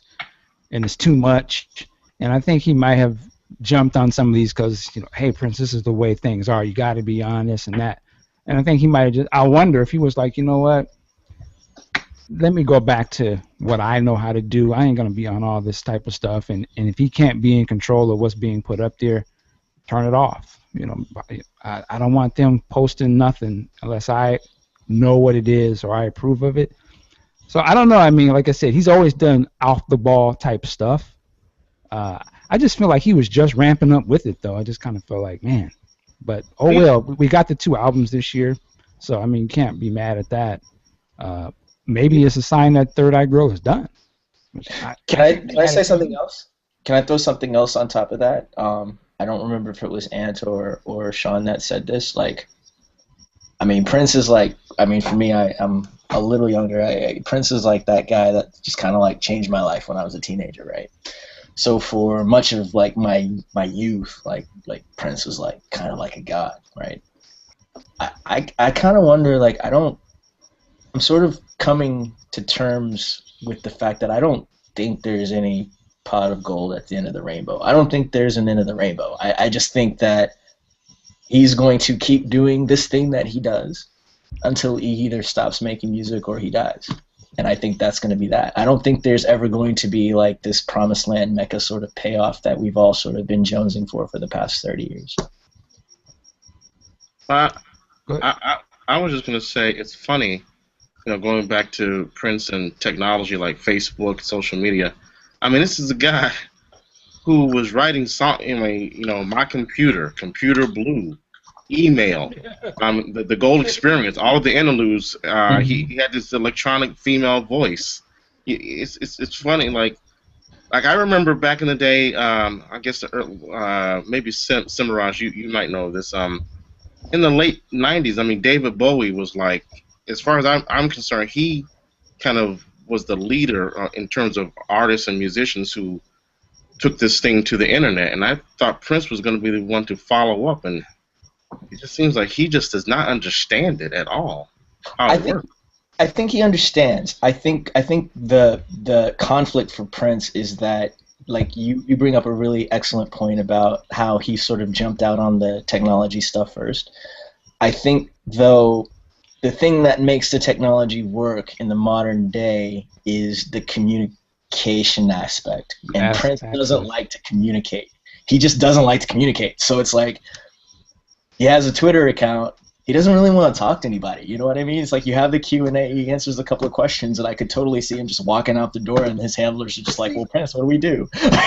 He's just like, Yeah, I look at Prince as he's into the tech, but he was always into the actual hardware of something, or these keyboards, or the drum machine, or this. But in terms of the accessibility, which I think social media is more so, not necessarily technology-wise, but connection to, he's not going to be, you don't want people, like you said, he wants to be mysterious. So these social media things all conflict with, I think, him being mysterious Prince, not necessarily him being into technology. Well, it's funny because you kind of teased me a little bit, but going all the way back to New Funk, that was an innovative idea, but he totally screwed it up. Again, people didn't get their orders, and all that kind of stuff, and it was a great idea, but he wasn't equipped to handle it. Then we moved to what was the next one? Love One Another side, I think. That was not done very well.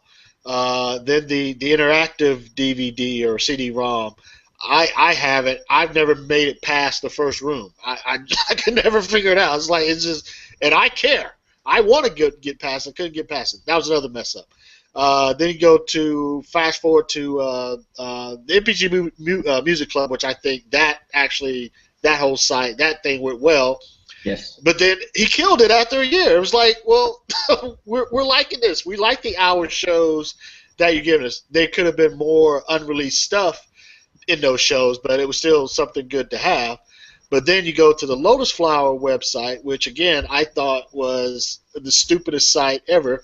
First of all, you just there was too much work to get to what you wanted to get to, and you could probably help testify to that. If I want to see a video, I want to just have a link that says videos. Click here. I don't want to have to click here, move my mouse this way, a certain way, to access where I want to go. The site was overly complicated. So you got like play a tune in order to get to what you wanted or something? Yeah, it was crazy. I mean, I paid my $66. I think that's how much it was. And I went on the site one time. I couldn't figure it out. I said, fuck it. I'm done. Congratulations, Prince. You got my money. Thanks for my T-shirt. And, which they sent me the wrong size. I couldn't wear it. My wife wears it. You know what? That's the thing. At the end of the day, you know what? We got to remember why we like Prince. It ain't because of the technology. I agree with you. It's because of the music, and he's shown us that he's not he's not going to know how to operate a business where he's got to take your money and give you a product other than the music. He just knows how to do the music. And I agree with you. 100%. All of this other stuff is always going to continue to be the same way. I would say stop giving him your money unless you know you're going to get a product, but because he's shown you time and time again, that's not what he does. That ain't why we here for him. We here for the music and the experience of the show. So it's not surprising that he would take all this stuff off. It's not surprising that you would pay for something on a website and you might not get it. That's why I never bought none of that. I only did the one thing, which was the tickets, and that was it, because I ain't trust him. After the crystal ball, which I didn't buy that either, but after I saw that went down, I'm cool. When it's in the store, I'll just go to the store, man, because he know how to do commerce, and I'll switch it there. But other than that, I don't give the cat my money unless it's a Ticketmaster or something. But I did manage to get the Sacrifice of Victor book from the 1-800-NEW-FUNK, and I think that's like actually worth something now. So it was like, I think I must have put in like 5 orders. I was like a senior in high school. I put in like 5 orders, and the only thing that ever came was that book. But wow.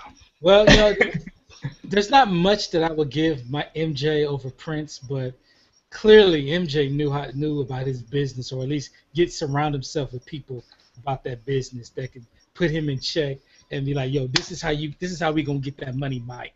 This is how we gonna do this. This is how we gonna get this stuff.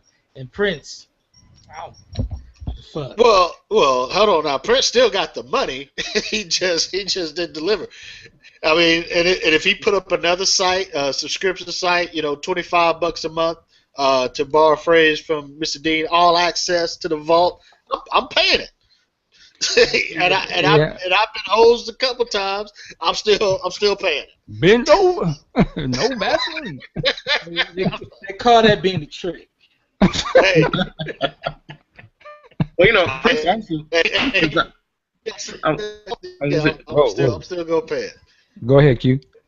I was going to say Prince has proven himself not to be the best human resources person either, because I can't get that. She was cute and fine, but that girl that he hired to do that tour. Oh, you talking about Maya? Oh, wow. What's her name? Maya. Oh, the webcast. Yeah, the Maya. love sex girl. Look, Mike, and I'm talking with Michael D. If he didn't smash, ain't no dap giving him for that. I'm sorry. No dap on that. Oh, I wanted to jump on what you said. A recommendation: check out the book, Michael Jackson Inc. I think it just came out a little while ago, and it goes into, it's all about the business side of Mike. I just started reading this thing, but it's actually very interesting and very good. Talks about the board of advisors that Michael had, where he actually chopped it up to make business decisions. Goes into how he got that Beatles thing. Very good book. Talks about the finances and the corporation of Michael Jackson. So definitely check that out. I thought his manager did all that. What's his name? He called him Tookie. I can't think of his name. Tookie. Frank Delano. There was a couple of people involved. Actually, some high-level business cats in the music game that was personal advisors to Mike. That he would bring ideas to them and stuff. It's very interesting. And let me say one thing too real quick about Prince and giving money. I must say I forgot I did mention this one. He did get the celebration right. I went in the year 2001, the year the Rainbow Children came out, and it was I think $100 for the entire week, plus your airfare or whatever. But I got to see Erykah Badu, Common, Alicia Keys, Maceo, The Time. He opened up Paisley Park. I got to meet Kevin Smith. So that was the one time, and I was even still hesitant about even paying for that, but paid it, and it ended up working out cool. I had a great time that week. So that's something that he should definitely do again is that celebration type thing. So. Hey, question, Sean. Yeah. Did your wife give you the side eye when you said you was about to pay to do all that? It's funny. Well, we weren't married at the time, but no, she was supportive. Now, the following year it was Xenophobia, which is I really wanted to go to that, but we were getting married that same week that he had it, and I actually said, hey, let's make that our honeymoon. Of course, I got the. So I mentioned it that one time, and I got the no, and now so that was the end of that discussion. Where was Xenophobia being held, or where was that taking place? It was at Paisley Park. It was a whole week. Yeah. He did a different vibe each. He did a jazz night, he did a rock night, he did an acoustic night, and then he did a one night alone show. So I thought the year before was better just because there were more acts, but of course him performing something different each night was definitely good. I've heard shall I say some recordings of that event, and it's definitely I hate that I missed it, but gotta listen to the missus. Yeah, Chanhassen, Minnesota is not the best place to take your wife on a honeymoon. But we were going to see Prince. All right, last but certainly will be the least is Star Wars. The trailer is coming to select theaters this weekend. Mr. D. Mr. D. You already know I will be there. Oh, you're gonna pay to see a movie just to see a trailer? So, yes. I did it before. I did it with the Phantom Menace. Yes. Yes. But what movie are you online? Want to be online too? Why would you? Well, that's the thing. I wonder if it's going to come online like Monday or something. But it's not supposed to be released online unless somebody films it. Any film that's playing at the theaters that are listed. Yes. So. It should be in the trailer for all of the movies on the docket for whatever theater in your town is. Is there anything coming out this weekend worth seeing? No. I'll go see Probably Big not. Hero 6. Go see Horrible Bosses. I'm going to probably see Big Hero. It's only in 30 theaters across America. So I guess Disney is really trying to do some sort of, hype this thing up and get hardcore fans who are obviously going to be the ones that are going to do this to go see it and then jump online, I guess, and like, oh, did you see this? And I can imagine that somebody's going to film it with their camera, but they're really trying to create this whole sort of swell of energy and stuff. So again, I'm kind of like you with Prince. That you just pay for anything when it comes to At least you get a movie out of it. Like, I have a direct deposit to Lucas, so yeah, I'm gonna pay for it. I'm gonna go in there. I just want him to show it twice. That's my only thing. Just show it so we can watch it twice. Well, shameless plug here, real quick. Before you go pay for something, check out hillstreetviews.blogspot.com to see what movie you should see. Hilarious. Are you going to see any movies? Are you seeing movies, right? Not till next week. What's the Chris Rock one? I can't even think of the top 5. It will be the next one. I'll be seeing. Yeah. Go ahead. I'm sorry. No, you got it. Since we're talking about trailers, can we talk about some bullshit trailers? Like Jurassic World? Oh, man, that's Star-Lord, man. Yeah, okay. Guardians on the Jurassic World. I'm looking forward to it. That looks like it's going to be horrible.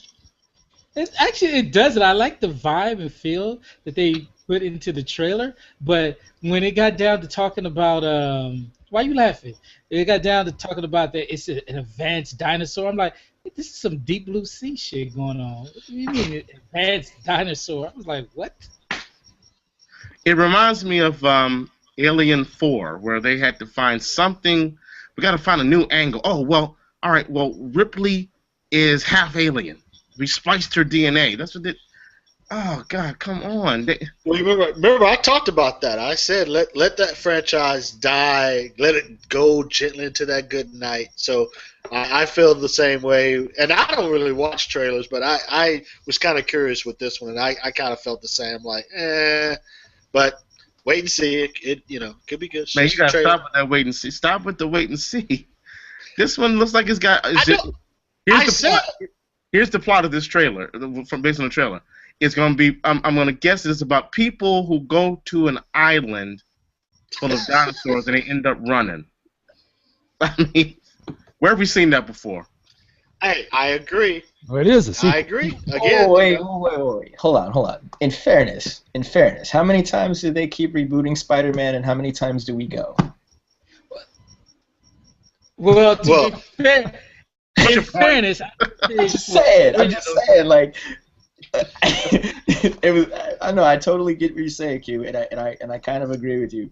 I don't know. It's supposed to be a reboot, right? It's not necessarily. Is it technically a sequel or a reboot? I don't think it's a reboot. I think it's. Is it? That's even worse. That's even worse if it's a reboot. Yeah, I don't know. It almost seemed like it was like one of those sort of weird parallel story / reboots where they don't necessarily go chronologically after the last Jurassic Park film, but sort of exist in this thing as if the other movies didn't quite exist. Does that make sense? Yeah. I tell you that I think Steven Spielberg. I don't know how old he is. It's clear he said fuck it. How much you paying me to put my name on that? He already said fuck it. Well, he said that in like the third one. Yeah, I was gonna say. I mean, he's putting his name on garbage now. Transformers comes to mind. Hey, He made a lot of money. What? Yeah, true. He may have made a lot of money, but I'm saying, I mean, That's all they care about. Most people don't know that though. Most people don't know that Spielberg is. I think it's just a name credit only, and in a check credit. No, I know. I know. Yeah, obviously. I'm just saying. There was a time I would imagine Spielberg would say, "I'm not going to be a part of that. That's trash. I'm not going to put my name on that." That's what I mean. Lately, he seemed like he said, "Damn, how much is the check?" Okay, yeah, go ahead. What will he always say? It's a business. No, you say that, but some of these filmmakers used to be artists. They had integrity. Used to be. The bills aren't going to pay themselves. Nope. Okay. Got to pass down the inheritance, man. He's building generational wealth. He can give a damn about how you think about him at this point. He's like, my family got to have money. You know that there are some celebrated. He's worth $3 billion. Yeah. What's that? They said that he's worth $3 billion. Spielberg. I wouldn't be surprised. Jeez, man. Wasn't he part of DreamWorks? Yeah. Yes. Yeah, I mean, he got money, man. He about money. Ian Geffen. Did you guys see the trailer for? There's a new Peter Pan movie with Hugh Jackman, I think. He's in it. Nah, I can do I saw a still image of it, but the trailer came out, and I thought he was playing Hook. He's playing Blackbeard, and there's another guy playing Captain Hook, as if Captain Hook is the good guy. He's like a young kid or something. oh, Very, very weird. It looked like Harry Potter to me or something. That could be fun. Can we have a quick debate real quick, though? Yeah, go ahead. I posted that video of Darth Vader versus Batman. That was a great video. Yeah, it was. It was really good. But it's sparking a lot of debate where people were talking about, ain't no way in the world Batman would have went out like that. Ain't no way in the world Darth Vader would have went like that. How the hell did Darth Vader capture Superman? So I'm saying there's no way Batman should have lost that sword fight to Darth Vader. He's a more skilled fighter. But Darth Vader has they use the Force when they use their lightsaber when they're fighting with a lightsaber. However, this is true. This is true.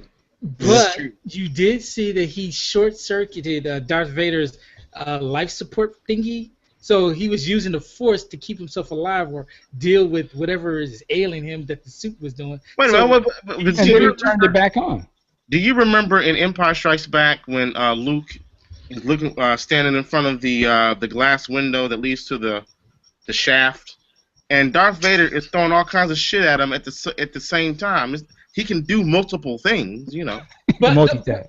I was gonna say. okay, but the suit is supposed to be because remember he doesn't have arms or legs, and it's supposed to have been like somewhat of life support. They never made that clear, but the suit was supposedly helping him sustain his life, and there was a reason why Batman made it malfunction, and he's like, yeah, I got to use my Force to keep me going until the suit rebooted.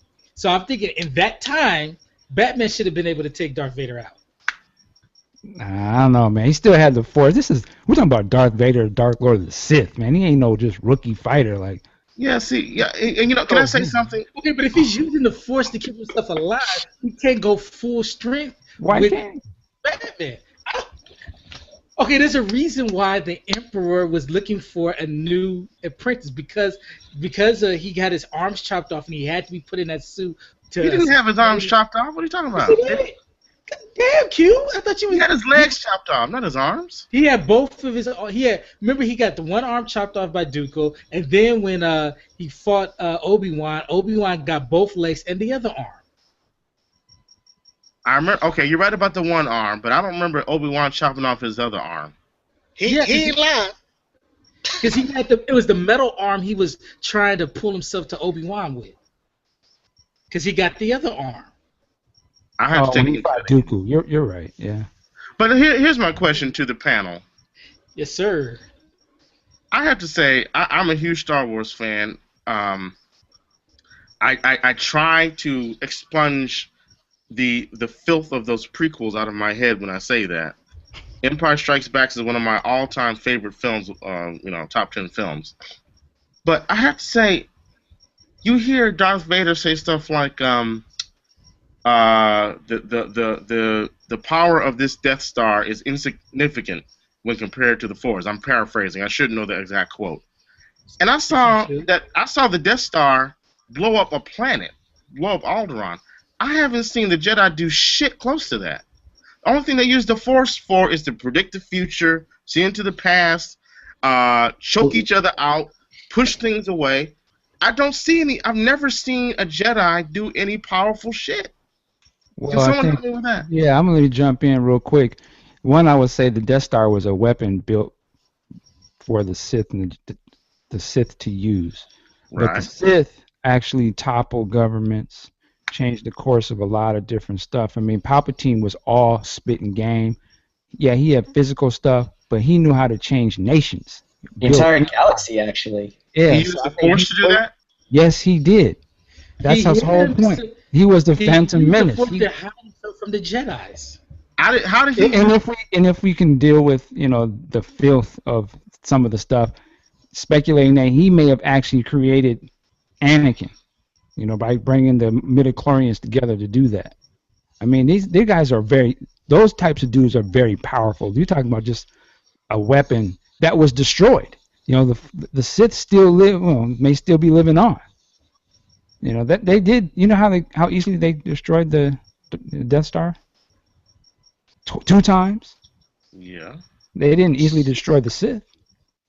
Well, because the Sith are not a race, but they're physical beings. I mean, that's like saying they didn't destroy the human race. I'm saying in terms of the Sith and the Force is way stronger than that little weapon. I haven't seen any evidence of that. Well, okay. I mean, I think but the evidence is in the fact that they were never wiped out. I mean, the Jedi, for all intents and purposes, aside for maybe a couple, were wiped out. Luke's the only remaining Jedi now. They were wiped out. Now.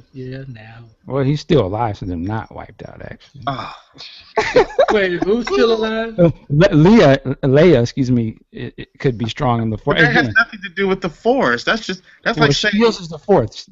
I'm going to the shoddy midichlorian angle as well. So I mean, yeah. Wow, midichlorian. Well, no, I mean, I guess I was. Think about the I was source. It penetrates us. It binds the galaxy together. In other words, Man, that's that bullshit. Come I'm on. just quoting Lucas, baby. Can I say this is the only show, ladies and gentlemen, this is the only show on the internet that you can get a spirited debate on Ferguson, and then an hour later, a spirited debate on Star Wars. This is it right here. You all haven't answered my question either. I don't see how you powerful. don't go anywhere else. I will tell you this, Q. Be forewarned. After Friday, watch your tone and delivery. When it comes to Star Wars, because I'm going to be like, I don't care what they show on that screen. It could be Jar Jar's greatest adventure, but goddamn it, it's going to be dope. No. Q. On Monday. I'm waiting for you to do the bullshit detector post. I'm telling you. Okay. well, one last. I say that out of love, just out of love. One last thing. I understand the Jedi are powerful, but I do not feel Darth Vader was capable of splitting that fighter in half. None. I call bullshit on that too. Uh-huh. Why? Because he was weak, or because the Force couldn't do that? Wouldn't allow him to do that? Because he was weak. He just got hit with a fucking missile, but he has enough force power to rip a plane in two. No. What was the video game? There was a video game that came out maybe, I don't know, 4 years ago. It was Star Wars: The Force. I can't Force remember the name of it. Force Unleashed. Yeah. Yes, I That's played great. that a few times, and that felt like, now that is the character that you play in that game. What he could do in that video game, I was like, why don't they do this in the movie? Now that felt like a Jedi, or he wasn't a Sith Lord, but a Jedi that you would say, yeah, his power is greater than the Death Star. Or he felt like he could blow up a planet. I haven't seen any physical power for like combat with any of the Jedi. That's because In the movies, I don't. There's not a lot of that. Obviously, in the other stuff they talk about that. I think because it's limited to the mind and creativity of George Lucas. George Lucas, right? Exactly. Sorry. He's driving the car. I think he liked the mythology more than he liked the actual execution of action, which is what we like. I like the way this man speaks. That's perfect explanation. I got a question for Simbarash. Yep. Because these guys have already weighed in, so I want to get some fresh blood to weigh in on this. Okay. Blood. It sounds like you're a Star Wars fan. Am I correct? Oh, I know the question. You're a Star Wars fan? Yes. Okay. I don't know if you've listened to the show within the past month or so, but I have gone on this tirade that we have 6 movies, if you include the I prequel. knew it. We've had 6 movies Yep. where the basic theme of all of those films were the Jedi either fighting Sith Lords or fighting not to become Sith Lords. Yes.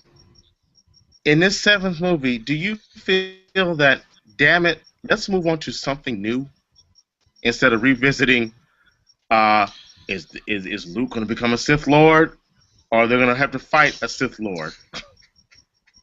Aren't there other enemies in the galaxy? I have a thought about this. And I don't know if you've got. I don't know if you guys have touched this. I don't know how you guys felt about the animated Clone Wars. To me, like I feel like aside from maybe the first 2 Jedi movies, was probably for me like the strongest Star Wars product that was put on screen. And the thing that I really loved about that series, especially like the seasons starting with like between 3, 4, and 5, like those 3 middle seasons, was that they sort of moved away from the principal theme of Jedi fighting Sith and Jedi resisting like the dark side, Anakin accepted, and really sort of shifted the focus to what everyone else in the galaxy sort of felt about the fact that the Republic, for all intents and purposes, kept effing everything up. And it was like, well, the Jedi are supposed to be protecting us, but really you guys keep bringing like problems to our planet. And that was sort of a theme that was like, for me, it was like brand new, and I really, really love that. I do sort of feel like in the hands of Disney, it will be different. I'm a little I'm sort of optimistic, even though it's got like a lame title for the new movie. I feel like they're going to do something that has not been done in the first 6 movies in terms of how they deal with the politics. Something that they tried to do in the Phantom Menace, but the execution of it was just sort of lost in the looniness of everything else that George Lucas was trying to show us, his visual mastery, I guess. So that's sort of where I'm at. I'm not the only one. Now, have you guys heard the rumored story for the, I don't know if it's a Boba Fett movie, but the next sort of Star Wars movie? It's supposed to be like a heist film. Oh yeah, Yes. they steal the Death Star plans. Yeah. So, going back in time. Yeah, I think that would be a mistake to do all these I say establish the new current timeline, at least 2 or 3 movies, then do some prequel stuff. But I mean, especially if you're trying to bring this to a whole new generation, it just seems kind of off to fool around. Like, okay, here's the future, here's the present. Now we're going to the past. Then there's the future. Then we got the present. I think that they could really mess things up doing it that way. I disagree for one main reason. I think they're chasing Marvel, and I think that Disney, because it's no longer just in the hands of Lucasfilm, I think Disney cares less about the generational Star Wars fan. I think they care more about the people who will go to see the movies in the summertime, and they're probably working on like 5 other spin-off movies that we haven't even heard of yet. I think it's going to happen. I don't think there's a reason why they would not press forward with that. Well, I can tell you what they can do now. Shit, if they want to buy out DC and make the Batman versus Darth Vader movie, I am all there. That would be the shit. But, man, we're going to wrap this up. We went in tonight. As we always do, ladies and gentlemen, we're going to tell you where you can find us. But, again, we give a shout out to I do. I don't speak for everybody else, but my heart goes out to the Brown family. I'm not going to talk about how it happened, but anybody losing a son is a horrible thing for whatever reason. So, hopefully they can get some healing in time on that. Anyway, as we always do, let's go around the room. Mr. Sean Hill, where can they find you? All right, you can find me on Twitter at Hill Street Views. You can also find me on Facebook, Sean Hill, and Real Movie Talk, REEL, and the blog, hillstreetviews.blogspot.com. Coming very soon will be my list of the top 10 movies of the year and the bottom movies. And real quick, I just want to extend a happy Thanksgiving upcoming to your family or my family. That's safe and productive holiday. All right. And also shout out to our people that are viewing us right now. Thank you for taking time out to watch. Shout out to Danny Boy for leaving a comment. Ken Cole. Also shout out to Raka. He left a comment on the other page. Thank you, sir. We definitely appreciate it. Aunt Pooh, where can they find you? Find me on Twitter and Instagram at Aunt Pooh. I have a new column up on 411 Mania, the top 8 worst comic book film deviations. Take a guess what number 1 is, fellas. And I have a new column, should be up tomorrow, Breaking Kayfabe on knockoutnation.com, allhiphop.com. All right. Mr. Cute Storm. Well, I've been suffering from this headache for the longest time, so I'm gonna take these tablets that Bill Cosby gave me, so I'm sure. Woo. It's supposed to be a lead, but anyway. You can find me at qstorm.com/lightning strikes. You can find me on YouTube at The Real, REEL, QStorm. Twitter at QStorm3476, and on Facebook, Michael Jones. All right. And a warm thank you to Simbarash for coming on today. Even accepting the invitation, sort of a late notice, but thank you for coming through. Where can they find you, sir? Thanks, guys, for having me. I really appreciate the chance to chop it up with you guys. Everything is Lord Ashbury. That's ASHBURY. So lordashbury.com. Twitter, Instagram, everything, Facebook. It's just Lord Ashbury. Try to make it easy. All right. And with that, ladies and gentlemen, we will see you next Tuesday at 7. See us all the time at podcastjuice.net. And you know what I always say, work it like a job. We out of here. Peace and thank you.